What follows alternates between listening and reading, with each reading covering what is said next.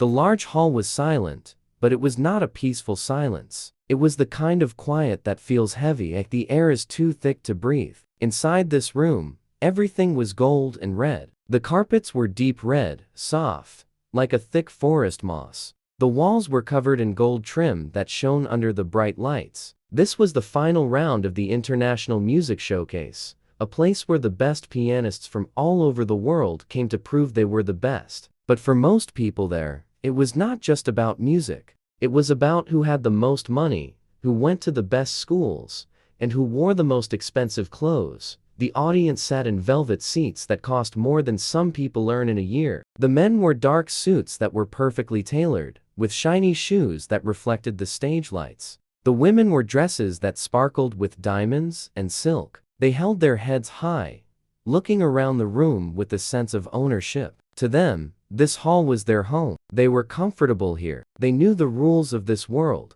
and they knew exactly who belonged and who did not. The previous contestant had just walked off the stage. He was a tall young man with a confident smile. He wore a tuxedo that looked like it was painted onto his body. As he left, the audience clapped politely. It was the kind of clap you give when you are just waiting for the next thing to happen. They were not excited. They were just being nice, because that is what rich people do when they are bored. The judges sat at a long table in the front. They were old, serious men and women with thick glasses and stern faces. They wrote things on their clipboards, barely looking up. Then, the announcer's voice boomed through the speakers. It was a deep, loud voice that echoed off the high ceiling. He called the name of the next performer. Please welcome, representing the city district, Anna. The heavy velvet curtains at the back of the stage moved. A girl walked out.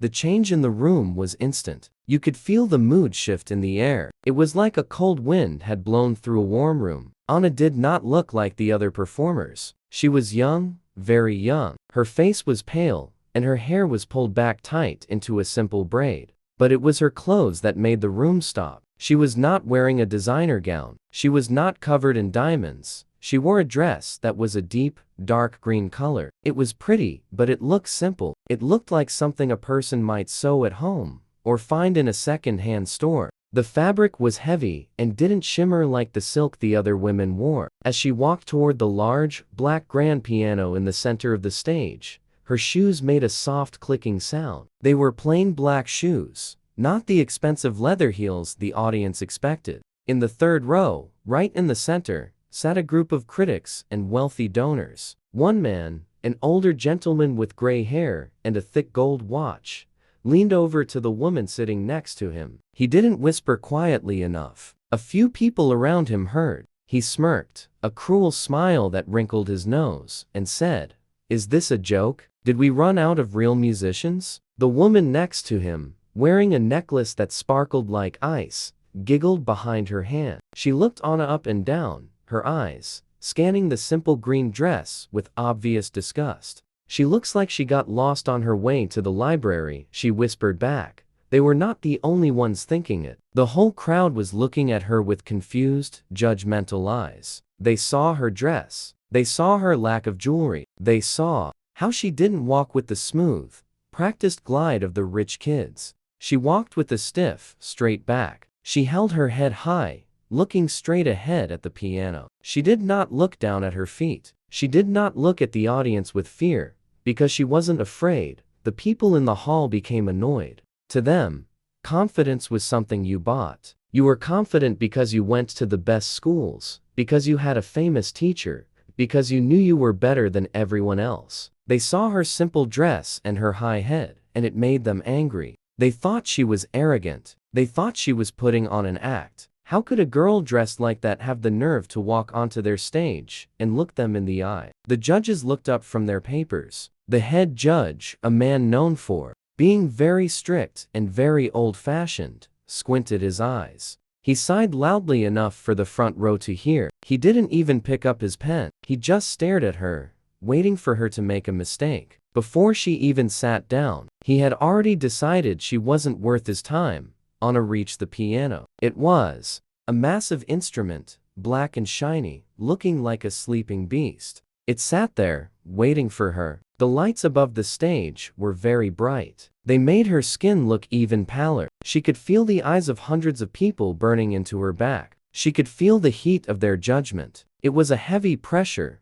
like a weight pushing down on her shoulders. The air in the room felt suffocating. If she stopped now, if she turned around and ran away, no one would have been surprised. That is exactly what they expected her to do. But she didn't run. She didn't even shake. She stepped up onto the small platform where the piano bench sat. The wood creaked softly under her weight. She reached out to adjust the bench. She didn't just pull it. She moved it with a deliberate, slow motion. She was measuring the distance. She was making sure everything was exactly right. She treated the piano with respect, touching the smooth black wood gently like a friend. The man in the third row let out a short, sharp laugh. "Look at her," he whispered, his voice dripping with mock sympathy. "She thinks she is a princess. It is sad, really." The people around him nodded and smirked. They were waiting for the crash. They were waiting for her to play a wrong note, to freeze up, to prove them right. They wanted her to fail so they could turn to each other and say, "See, she didn't belong here." She never did. Anna sat down on the bench. It was hard and cold. She smoothed the fabric of her green skirt over her knees. She took a deep breath. Her chest rose and fell slowly. In her mind, the room disappeared. She stopped hearing the whispers. She stopped seeing the gold and the red. She forgot about the man with the gold watch and the head judge with the frown. She thought about why she was there. She thought about the long, cold nights practicing in a drafty room with no heating. She thought about how hard she had worked to get here when nobody believed in her. She knew she didn't have the expensive dress. She knew she didn't have the famous last name. But she had something else. She had a fire inside her that no amount of money could buy. She placed her feet on the pedals. The gold high-heeled shoes of the previous contestant were gone. In their place were scuffed black shoes that grounded her firmly to the stage. She lifted her hands. They were small, but they were strong. The audience leaned back in their seats. The critics crossed their arms. The smirks were frozen on their faces. The silence stretched out, tense and uncomfortable. They were watching a comedy, or so they thought. They were waiting for the punchline. They were ready to laugh at the girl who dared to be confident without their permission. But then, her fingers hovered just inches above the keys. The room seemed to hold its breath. The arrogance, they thought, they saw was suddenly replaced by a strange, still tension. The girl who looked out of place, the girl they had laughed at, was about to speak, and she wasn't going to use her voice. She was going to use the piano.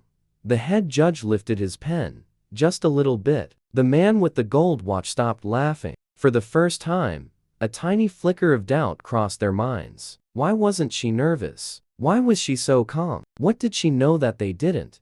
The moment was right there. The judgment hung in the air like smoke. The smirks were still on their faces, but they were starting to feel less sure. The girl on the bench was perfectly still. She was the only person in the huge, golden hall who was not afraid. And then, she touched the piano. The silence in the grand hall stretched out, but it was not empty. It was filled with a heavy, uncomfortable tension. The audience was shifting in their velvet seats. The rustle of expensive fabric sounded like dry leaves blowing in the wind. Everyone was waiting, but not with excitement. They were waiting for the awkward moment to end so they could move on to someone who actually belonged on that stage. Anna sat on the bench, her hands resting on her lap. She was perfectly still, like a statue carved from stone. She did not fidget. She did not look at the judges with pleading eyes. She just sat there, her back straight, her breathing slow and controlled. This stillness only made the audience more annoyed. To them, her lack of nervousness looked like disrespect. It looked like she thought she was better than the room. They wanted her to sweat. They wanted her to tremble under the weight of their stares. Suddenly, the announcer's voice blasted through the speakers again. It was so loud that a few people in the front row jumped slightly. The announcer sounded cheerful, trying to add some drama to the moment. And now, a remarkable story of determination, he boomed, his voice echoing off the high, gold-painted ceiling. Anna has no formal conservatory training. She taught herself to play on a donated piano in the community hall of the city shelter. Let's see if her raw talent can compete with the world's best. The reaction was immediate and physical. It was like a wave of cold water had splashed over the front row's dot in the third row. The man with the thick gold watch did not just smirk anymore. He let out a sharp, loud laugh. It was a rude sound, meant to be heard. He turned to the woman next to him, his eyes wide with mock disbelief. "A shelter?" he said, his voice dripping with distaste. "They are letting street children play here now? This is a competition for masters, not a charity recital."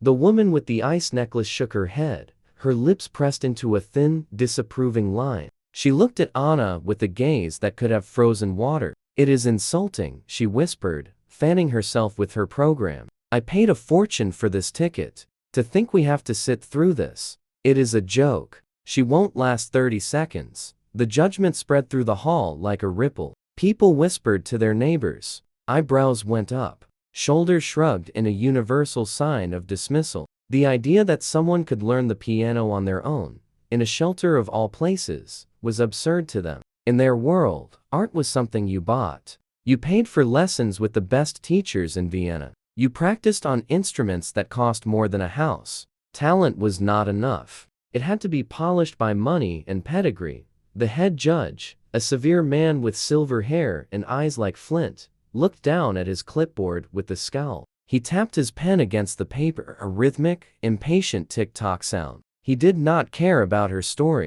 To him, self-taught was just another word for bad habits. He believed that without the discipline of a strict academy, a musician was wild and unrefined. He had already decided what he would write. He would probably give her a low score just for wasting his time, and maybe a few pity points for trying. He leaned back in his chair, crossing his arms, signaling to everyone that he was not impressed. The air in the room felt suffocating. If the room had been quiet before, it was now filled with a buzzing negative energy. It was the sound of hundreds of people thinking the exact same thing. She does not deserve to be here.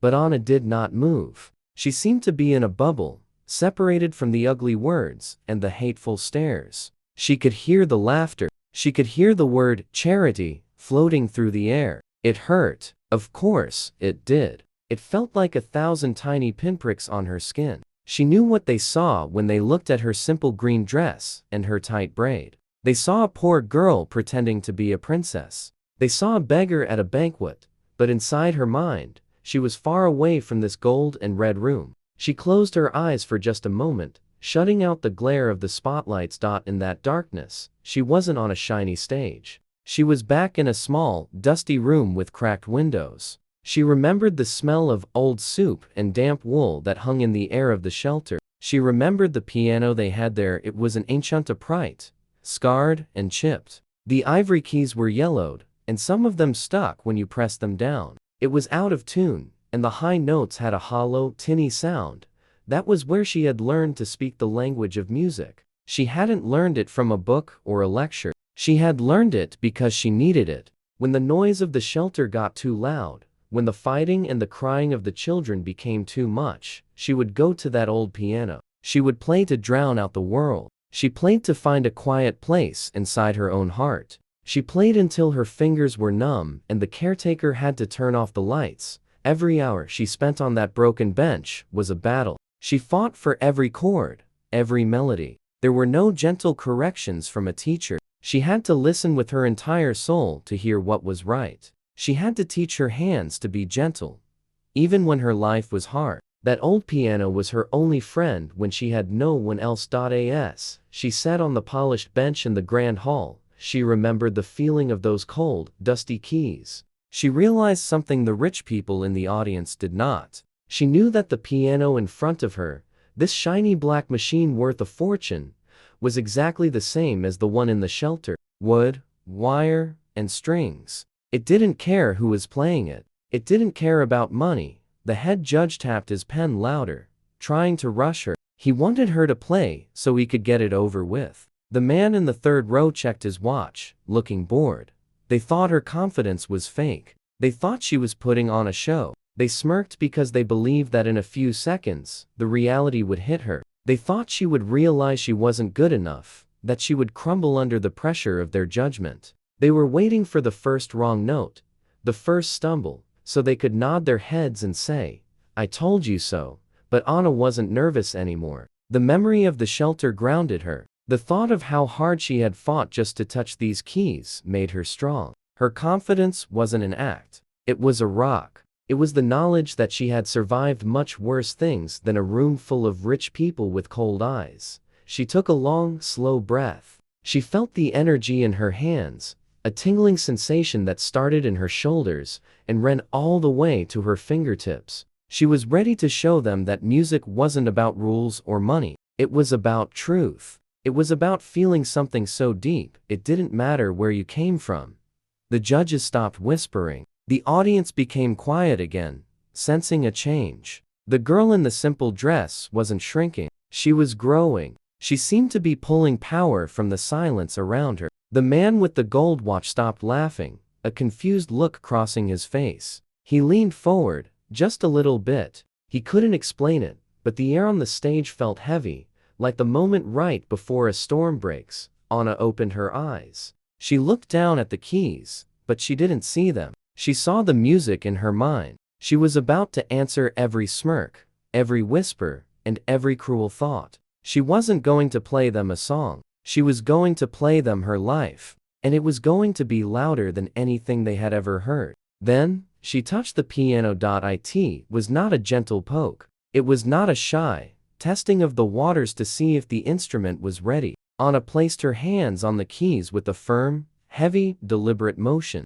Her fingers were spread wide, reaching for the deep, bass notes on the left and the sharp, high notes on the right. For a split second, there was still silence. The audience held their breath, waiting for the awkwardness to begin. They were expecting a soft, unsure melody, the kind of thing a student plays when they are nervous. But then, her fingers pushed down. The sound that exploded from the grand piano was not a polite trickle. It was a thunderclap. It was a massive, rolling wave of sound that seemed to shake the very floorboards of the stage. The opening chords of Rachmaninoff's Second Piano Concerto filled the entire hall instantly. It was heavy, dark, and incredibly loud. The vibration from the piano traveled through the stage, into the floor, and up the legs of the velvet chairs in the audience. It hit everyone in the chest like a physical blow. In the third row, the man with the gold watch was taking a sip of water from a crystal glass.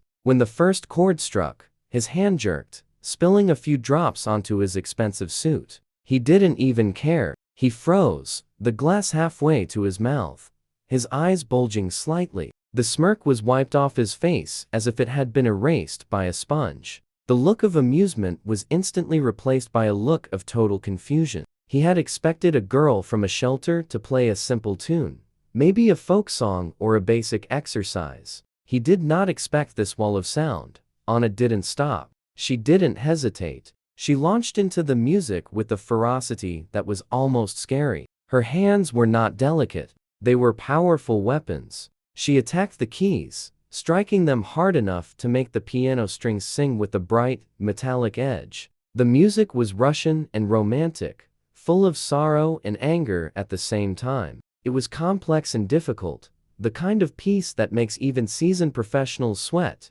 The contrast was shocking. There was this young woman in a simple, second-hand green dress, looking small and fragile, sitting behind a giant beast of an instrument. And yet, she was controlling it completely. She was the master, and the piano was obeying her every command. The arrogance they had mocked earlier suddenly made sense. She wasn't trying to look better than them. She was just focused. She was preparing for war. The audience sat in stunned silence. The whispers died instantly. The shifting in seats stopped. Every single person in the room was looking at the stage, their eyes wide, their mouths slightly open. The air in the hall, which had been so thick with judgment just moments ago, was now electric. You could feel the hair on your arms stand up. The sound was so rich and full that it seemed to bounce off the golden walls and come back to wrap around them.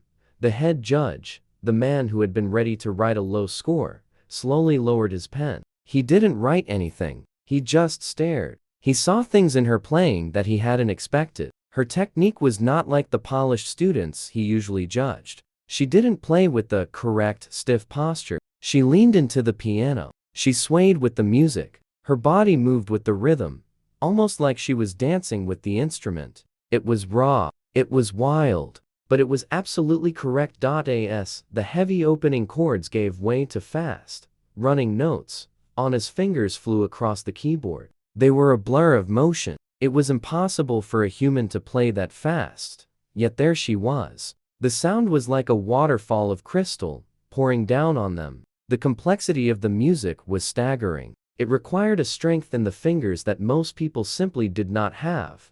The man in the third row forgot all about his wetsuit. He forgot about his watch. He forgot about the woman sitting next to him. He leaned forward, his elbows on his knees, completely captivated. He was trying to find a flaw. He was waiting for her to miss a note, to stumble, to show that she was a fake. But she didn't. Her timing was perfect. Every hit was precise. Her left hand was a steady drum, keeping the rhythm like a heartbeat, while her right hand wove melodies that were heartbreaking. The woman with the ice necklace was no longer fanning herself. Her hands were clasped tightly in her lap. Her face had lost its look of disgust. Now, she just looked bewildered. She was witnessing something that did not fit into her neatly organized world. She had been taught that quality comes from money, that good things are expensive. But here was a masterpiece being created by someone who had nothing. It was confusing her. It made her question things she had believed for years.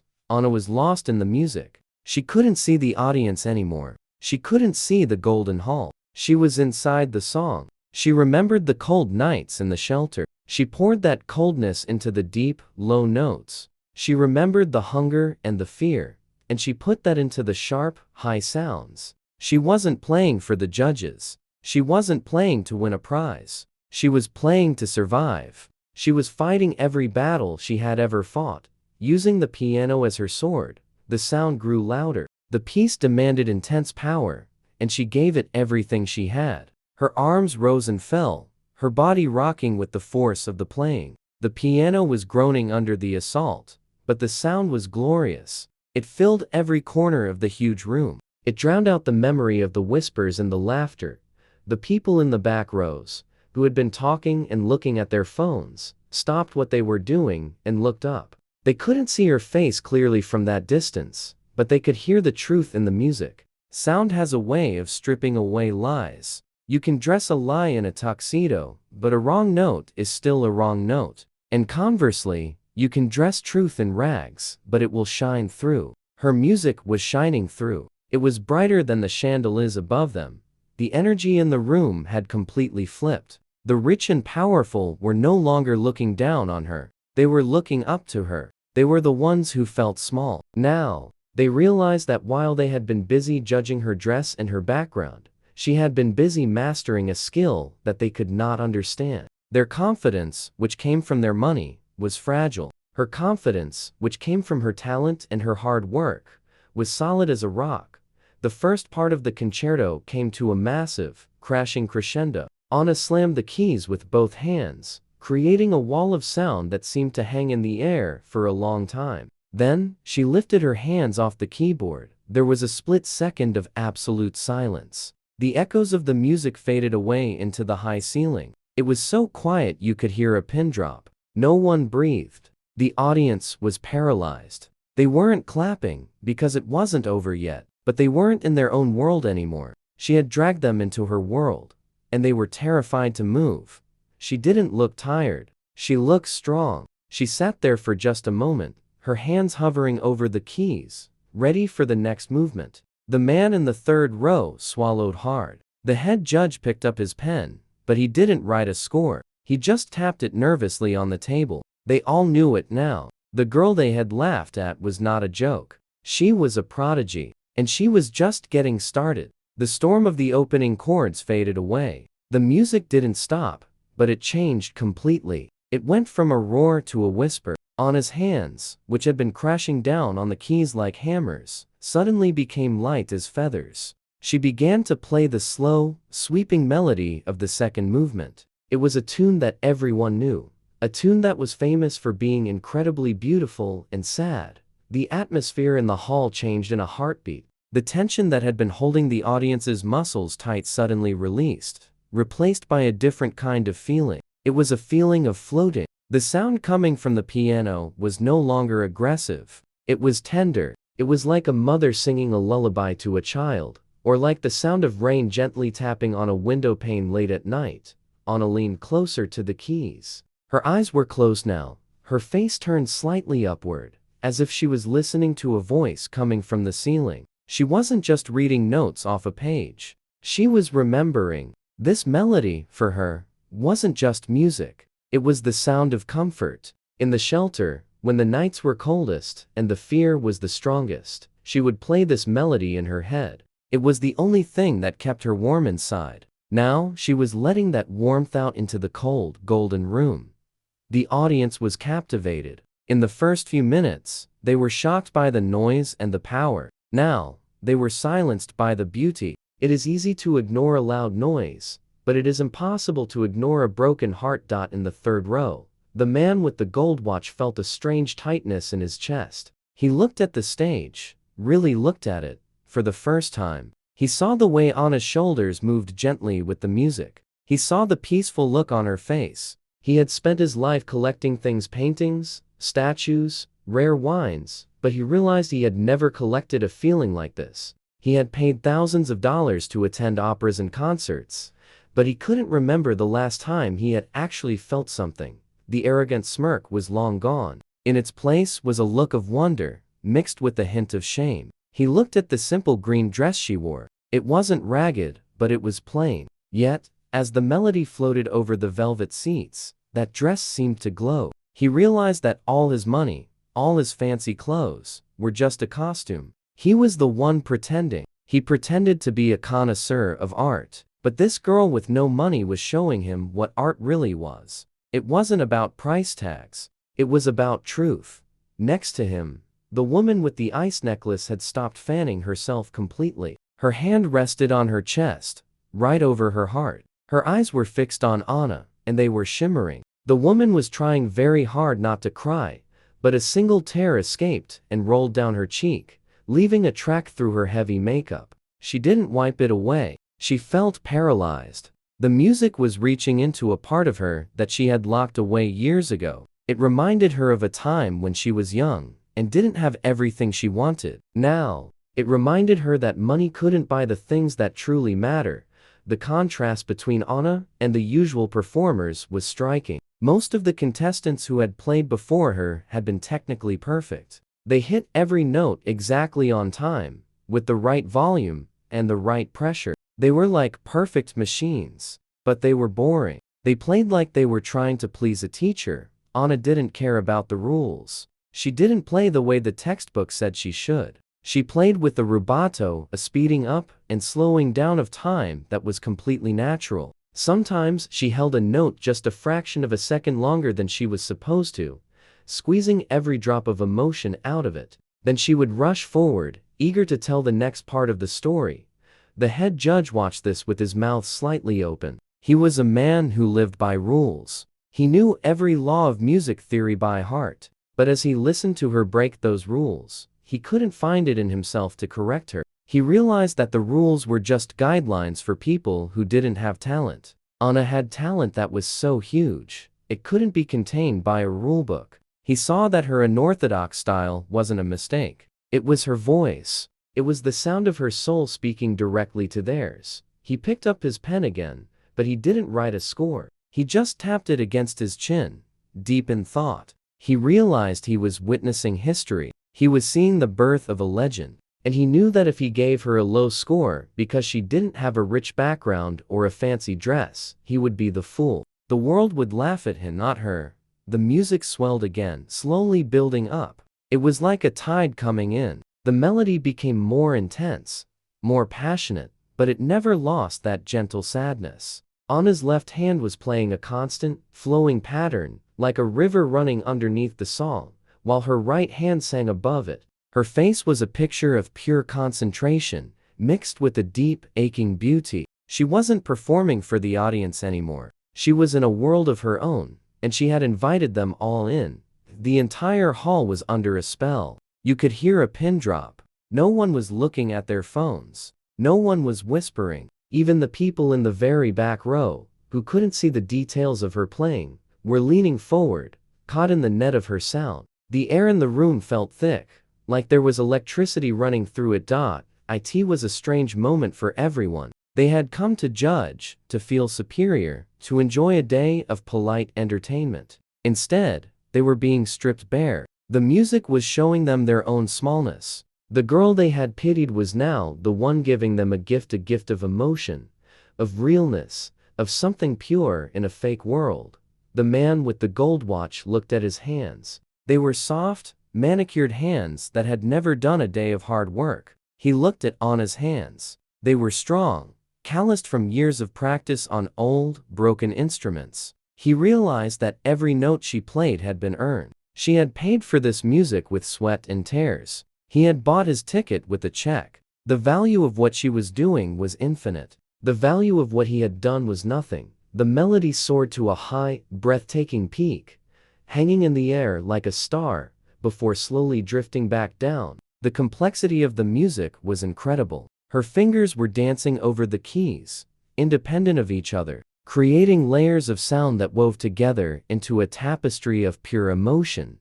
The critics in the front row, the ones who were usually the hardest to please, looked at each other. They didn't need to speak. Their faces said it all. They knew they were listening to a genius. The smirks, the sneers, the judgment, it had all dissolved into dust. There was only the music, and the girl, and the truth. The second movement came to its quiet, delicate end. The hall was left in a state of breathless suspension. It wasn't just silence anymore. It was a sacred hush. It felt like the moment after a prayer, when no one wants to be the first to speak and break the connection with the divine. They were no longer rich and poor, judges and contestants. They were just human beings, connected by a sound that came from the heart of the girl in the simple green dress. The quiet moment didn't last long. It was just the deep breath before the plunge. Suddenly, Anna's hands moved again. She launched into the final movement of the concerto, and the atmosphere in the hall shifted from a dreamy float to a high-speed chase. The music became fast, frantic, and incredibly alive. It was a storm of sound, swirling and chaotic. But under Anna's fingers, it was perfectly controlled. Her fingers flew across the keys, moving so fast they looked like a blur of motion. It was a display of physical ability that seemed almost impossible. The notes tumbled over one another, cascading down like a waterfall, and then rushing back up like a spark climbing a fuse. She played with a driving rhythm that made everyone's heart beat faster. The tension in the room returned, but this time, it wasn't an uncomfortable tension. It was the excitement of watching someone walk a tightrope without a safety net. Every single person in the audience was on the edge of their seat, wondering if she could keep up this incredible pace without making a mistake. The physical effort was clear on her face. A small bead of sweat rolled down her temple. Her body swayed violently left and right, rocking with the force of the music. She was fighting the piano, wrestling with the massive sound to bend it to her will. Her arms were strong, her wrists loose, her fingers striking the keys with absolute precision. It looked exhausting, but she also looked like she was enjoying the fight. She was in her element. This was where she belonged, in the center of the storm. The man in the third row, the one with the gold watch, was no longer looking at his watch. He was leaning so far forward that he was almost falling out of his seat. His mouth was open slightly. He had seen many pianists in his life, men and women with degrees from the best schools in the world, but he had never seen anything like this. They played with their heads. She played with her gut. He realized that all the technique in the world couldn't replace the raw, fire-like energy she was pouring into the room. He felt a strange sense of jealousy, wishing he could feel something that strongly. The ice-cold world he lived in seemed very far away right now. The music grew louder and more intense. It was a battle between the piano and the girl was winning. The sound was filling every corner of the huge hall. It vibrated in the bones of the floor, the seats, and the people. It drowned out the world outside. For these few minutes, there was no politics, no money, no status. There was only the music, the complexity of the final movement is terrifying for any pianist. There are moments where the hands have to cross over each other constantly, where the rhythm switches and twists like a snake. One wrong note, one moment of hesitation, and the whole spell would break. But Anna didn't hesitate. She attacked the challenge with a ferocity that scared the judges. She wasn't worried about being perfect. She was worried about being true. And paradoxically, by focusing on the emotion, she achieved a perfection that the rule followers could never touch. The woman with the ice necklace was clutching her chest again, but not out of sadness anymore. She was gripping her dress, her knuckles white, her eyes wide with excitement. She was terrified that Anna would miss a note, but at the same time, she was exhilarated. She had forgotten all about the green dress, the shelter, and the gossip. She was just watching a human being do something extraordinary. She felt like she was watching a champion run a race that no one else could even finish. Then, the music began its final climb. It was building up to the ending, rushing toward the climax like a train heading down a mountain with no brakes. The sound got louder, the chords got thicker, and the rhythm got faster. The entire audience seemed to lean in as one giant organism. The air in the room was electric, buzzing with the energy of the performance. Anna reached the final moments. Her hands were flying, pounding out the massive, triumphant chords that defined the piece. It was a victory cry. It was the sound of someone who had been knocked down 1,000 times standing up and shouting, "I am still here." She slammed the final chords with both hands. A crash of sound that seemed to shake the dust from the ceiling. And then, she stopped. She pulled her hands away from the keys and placed them firmly on her lap. She sat there, chest heaving, staring straight ahead. The hall went dead silent. It was a heavy, ringing silence that pressed against everyone's ears. The sound of the piano was still echoing in their minds, bouncing around the vast space. For 3 long seconds, nobody moved. Nobody breathed. It was as if time had stopped. The audience was stunned. They couldn't process what they had just heard. It was too big, too real, too powerful to be absorbed instantly. Then, a single person in the back row started to clap. It was a slow, loud clap. Suddenly, the dam broke. The noise that erupted from the crowd was not the polite, measured applause of a bored audience. It was an explosion. It was a chaotic, deafening roar of approval. People jumped to their feet so fast their chairs clattered against the floor. The entire hall, from the front row to the back, stood up as one person. The man in the third row was on his feet instantly. He didn't care about his dignity anymore. He was clapping his hands together so hard they must have hurt. His face was flushed red with excitement. A huge smile was plastered across his face, erasing years of cynical smirks. He wasn't clapping because it was the polite thing to do. He was clapping because he had just witnessed greatness. He realized he had been wrong, completely and utterly wrong. And for the first time in a long time, he was happy to be wrong. The woman with the ice necklace was standing too. She wasn't trying to stop her tears. Now, they were flowing freely, ruining her makeup. But she didn't care. She was shouting, "Bravo," along with everyone else. She looked at the girl on the stage with a look of awe, perhaps even love. The girl in the simple green dress had touched her soul in a way that no expensive diamond ever could. Even the head judge, the stern man who had been ready to fail her, was standing. He didn't shout, but he clapped with a slow, rhythmic precision. He looked at her with a new level of respect. He realized that his rules, his traditions, and his academy were just one way to get to music. She had found another path, a harder one, and she had arrived at the same destination. He tapped his pen against his clipboard one last time, then put it away. He wouldn't need to write any notes. He would just write a number, a perfect score. Anna sat there for a moment longer, letting the noise wash over her. She didn't turn around immediately. She took a deep breath, letting the oxygen fill her burning lungs. She listened to the roar. It was the sound of acceptance. It was the sound of a world that had judged her instantly.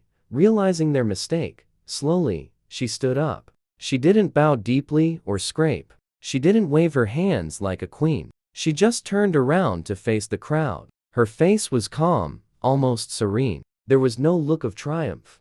No, Told you so. She just looked at them with quiet, steady eyes.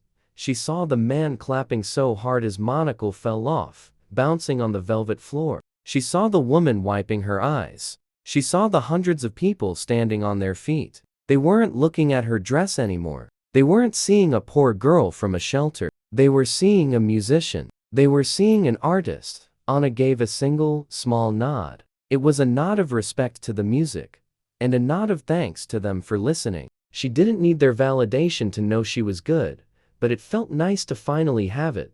She turned and walked off the stage, her footsteps clicking softly on the wood. As she disappeared behind the curtain, the applause only got louder. It followed her into the wings, a thunder of sound that would echo in her ears for the rest of her life. Back in the hall, the chatter started up again instantly. But it was different now. It wasn't malicious gossip. It was excited whispers. Everyone was asking the same question. Who is she? They would talk about this performance for years. They would tell their grandchildren about the night they saw the girl in the green dress play the piano like she was fighting a war and winning. The man in the third row picked up his monocle and polished it, looking at it with a smile. He realized that confidence isn't about knowing you are better than everyone else. It is about knowing who you are and not apologizing for it. The girl hadn't smirked at them. She had just played. And in the end, her playing was louder than any of their words. The stage sat empty, the black piano gleaming under the lights, waiting for the next player. But everyone knew, deep down, that the real winner had already left the building.